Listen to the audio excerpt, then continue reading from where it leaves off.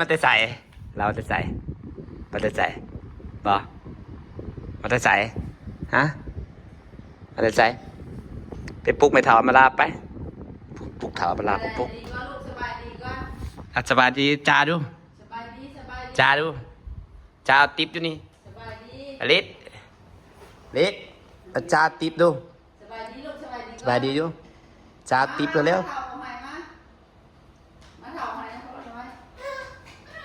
สบายดีก่อนเด้อไปแล้วนี่ไปสบายดีเด้อไปลูกไปจ้าดูพูดสบายดีกับไก่พูดยิ้มหวานยิ้มงามมาแล้วพูดสบายดีปะนี่สบายดีเจ้ยล่าเริงขนาดสบายดีด้วยครับติดไปป้าลุงดูสบายดีป้าลุงก่อนสบายดีปลุกไม่ถามมาลาไปซื้อประตูมาสิเขาอมลายอยู่ในห้องไปเคาะห้องเด้อปุ๊กอมลายเด้อปุ๊กเขาอมลายเด้อไปพี่มาพี่พูดห้องอมลายผมพูดห้องปุ๊กไปเคาะห้องเขาอมลายเด้อไปอลิศหน่อยเอ้ยยิ้มหวานแท้พี่อลิศเป็นพี่อลิศไปแล้ว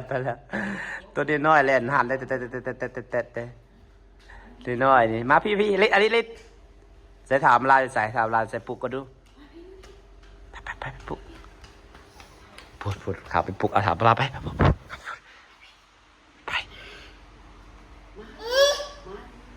พุ่นอยู่ในพุ่น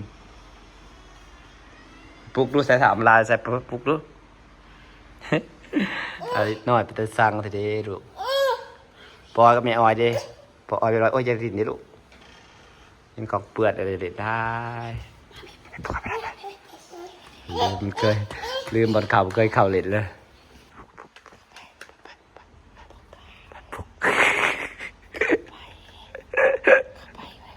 อลิศไปปลุกด้วยอลิศถอยหลังยาวๆไปปลุกไว้ปลุกเร็วปลุกกันไปจื้อไปถามมาลาตัวตื่นนะบิดหลังบิดเอวเลยได้ยินเสียงเลยได้ยินเสียงเลยดึงออกผมเลยดึงออกได้ยินเสียงเลยบิดเอวเยอะดึงออกผม หลานสาวจะไปปลูกอะไรบกาได้ยินเสียงปากแข็งแรงเขามันโบจะได้ยินเสียงมันจะจื้อไปหยอกแล้วจะได้ยินเสียงจะจื้อมึงเกียนบอกกล้ากับไปมึงได้ยินเสียงเช็ดเกือบบริยังเกือบบริยัง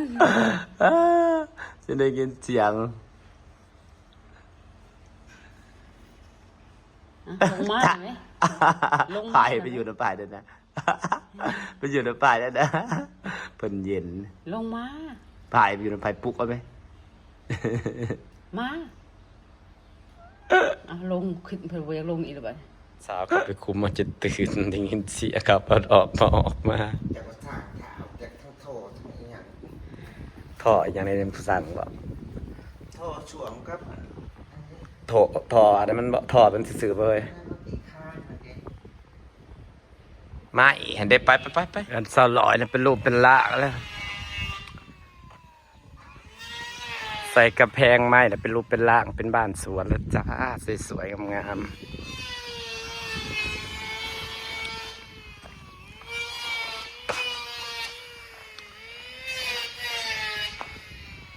หลังเดือนเพื่อนคน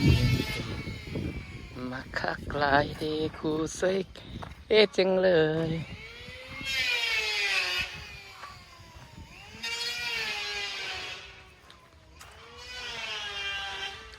เช้าหน้าอย่างเราเฝ้าแอบหันหลังมาเจ็บแสบแนบเคียงกายอากาศบ่งบอกว่าสิแรงเลยนี่ฝนที่ทิ้งช่วงคือเขาว่าอะไรแหละเนาะซ้อนมักมากลูกโคโลอยู่พี่น้องไหมเป็นตาสีดก มีแต่หมาก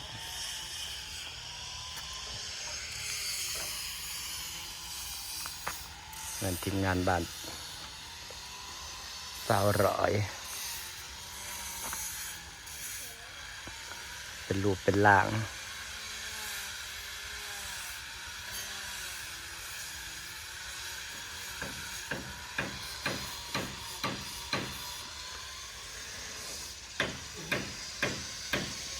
พอเกิน3-4 มื้อแล้วพี่น้องนะก็เอมแล้วเดี๋ยวนี้ประมาณ3-4 มื้อ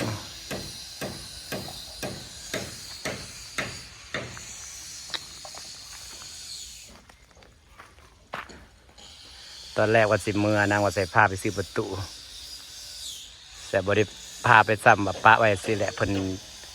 อันนี้ไว้พอแห้งแหละถ้าใส่บัดเดียวปีหน้าบัดเฮ็ดแล้วพอใส่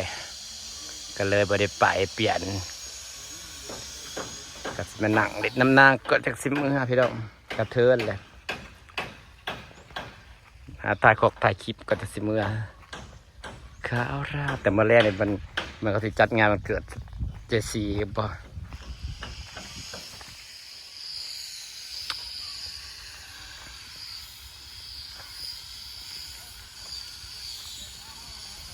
พักบกงามเฮ้ยมาแล่นจะว่าแล้วเขาสิจัดงานวันเกิดอีกสีเองนะบ่ฮะ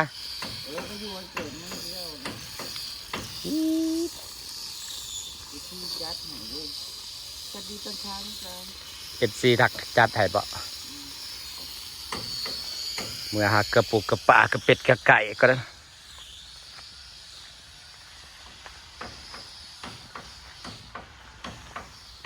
ไปกับเสด็จมืออาก่อนนะจ๊ะเมื่อหาเห็ดเวียกก่อนแรงยังขี่รถจักรมา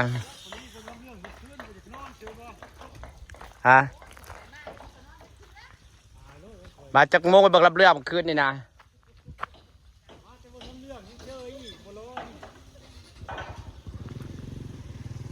เมื่อวานเนี่ยเขารับเมื่อคืนนี่นะพอรับเรื่องกับบนเมื่อวานยามเช้าก็จะประมาณนี้แหละพี่น้องสิฝากบรรยากาศไว้ซ้ำนี่แหละจ้าพี่น้องจ้าหน่อยสวยๆจากสิเมืองแรงจากมาใหม่ครับมันเกิดเจสีจัดก็ได้